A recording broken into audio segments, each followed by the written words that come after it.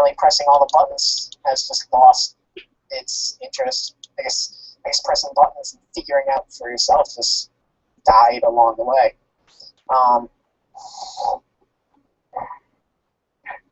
you know, um, so let's go over the intro stages for both games. First, let's start off with Volcano Island. You get told by a wise old man that you are going to be the hero. That you, as you play as SpongeBob and Danny Phantom. Yes. Oh, I think I know what games you're talking about. It's one game, not games. Well, I mean, I remember there was a game like that. I remember seeing a game like that. There are actually two games that at least I have, or that I can think of, that are like that. There's Nicktoons Unite and Volcano Island. I didn't really play much of Unite, but I did the Volcano Island. What the fuck? I'm not quite sure. So after getting told by this wise old crab that you're going to save the world and you're the hero, you go off in your little tutorial to out the beach, beat up some enemies, get some power-ups. Wait a minute, let's have a look at these power-ups. Little energy balls, which are yellow, that allow you to shoot projectiles. That seems similar to the fucking yellow eco from Jak and Daxter. What did yellow eco do in Jak and Daxter? It was yellow ball energy that allowed you to shoot projectiles. Or more specifically, eco, or energy, that happened to be yellow, that allowed Jak to fire fireballs for some reason. I don't know, eco's cool. Okay, so our yellow energy allows us to shoot projectiles. But here's a little subtle difference. The other energy, that's blue, heals you with Volcano Island. Well, there was a blue eco in Jak and Daxter, but what did it do? It allowed you to run faster, open precursor objects and make them and activate them, and break boxes around you and attract collectible items.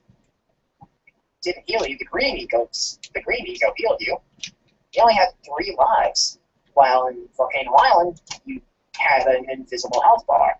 After getting hit enough times, the color would change. I'm gonna read this for a second, Cameron. Sorry. Life in the city became unbearable ever since my wife left me. Months seemed like years, and my job provided no satisfaction whatsoever.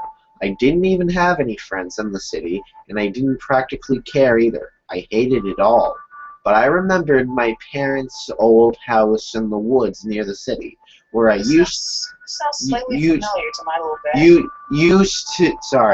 Where I used to live 10 years ago. Since they moved away, the house was empty, but I still had the keys. I decided to move there for a short time just to get some fresh air, to feel at least something again. I had a feeling that this is what I needed, more than anything in the world. The journey didn't take too long.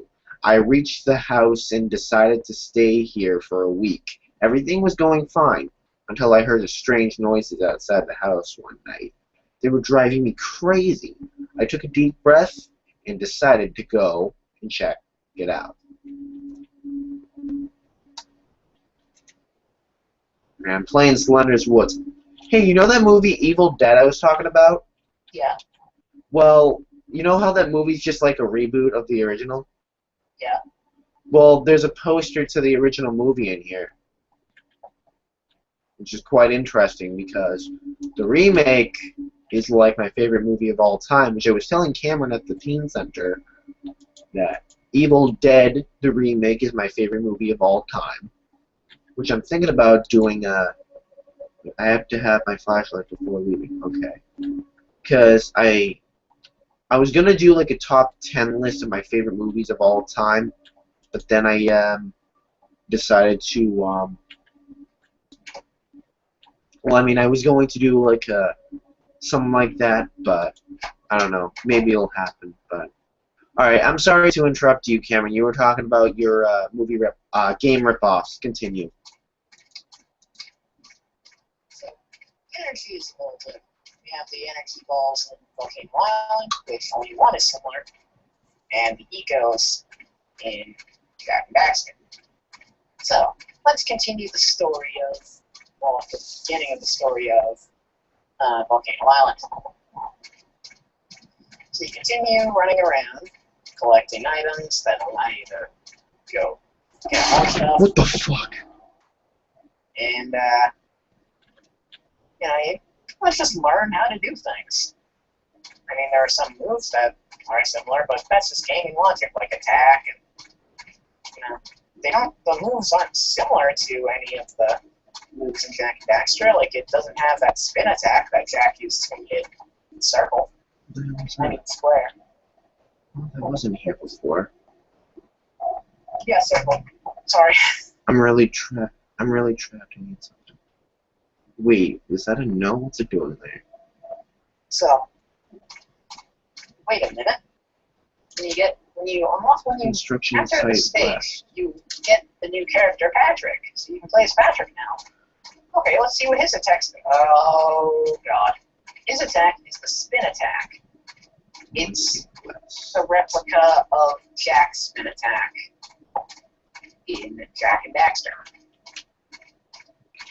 Wait, so just to be clear, you're saying that Jack and Daxter is ripping off Nick's tunes, or the other way around? The other way around. I'm sorry, I'm trying to... It's okay.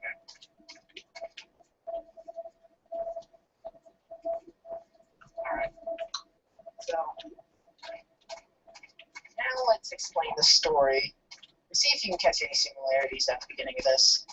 So, you have some hero people, or at least going to be hero people, who have a destiny to save the world. I mean, there are some things in between that, didn't happen in Volcano Island, like when Daxter starts out as human, and then he gets turned into some weird muskrat thing, and remains like that for the rest of the series until, I don't know if he gets changed back. I never really finished Act 3, which I probably should. I never even finished Act 2. I only finished the first one. Played a little bit of the beginning of Act 2 and a little bit of the beginning of Act 3. And that's about it. That's my experience with games. Yeah, sorry, I'm trying to listen and play this at the same time. What is that? A shovel? I'm playing Slender's Woods. You already said that. Oh, okay, sorry. So, Hello? here's the story. A wise old man, sound familiar, tells these destined heroes, sound familiar, that they're destined to save the world. Sound familiar. Now, what is this main thing that is harming the world? Dark eco, or some black, purple, and light pink stuff, liquid thing that kind of destroys everything. It either destroys everything or turns it evil. That's what happened to Gaul and Maya, the main villains of the game. And I'm assuming lurkers, which are like monsters. And what do we have to defend against from in Volcano Island? The villain is the Magu, who has this dark liquid stuff called the ooze. Sound fucking familiar? Yeah, that ooze doesn't seem any bit familiar to the dark eco. Alright, now each game has exactly 3 bosses. What the Oh, hello, Slender Man. I do not see you there. How you doing today? Tonight, I mean. Sorry, continue. Continue. There was the first boss, then there was second boss, and then the final boss. So, what are the first bosses in the game? Well, in Volcano Island, you had the Sand Monster guy, who was a giant monster thing that kind of overruled you.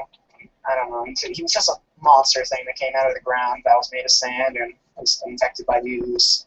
Where are you, Slender Man?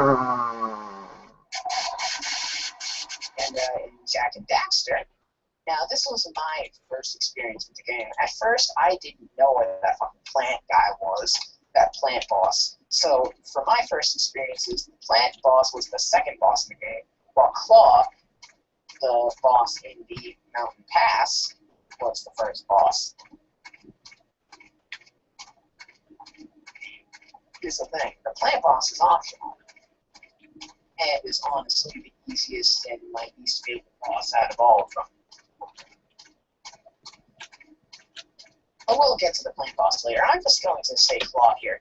He is a giant overruling monster who's coming out of the ground, or the lava, and basically tries to kill you. That's what the sand monster is in Volcano Island. Except instead of lava, it's sand. Instead of a monster, it's a pile of sand. You know what I mean. Anyway, second boss.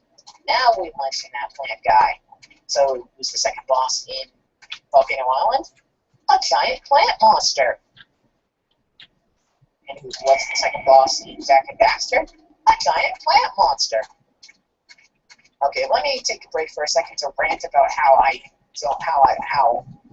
what I don't like about the plant monster in Jack and Daxter. That's another thing that pisses me off. This boss. It's not because he looks cartoony.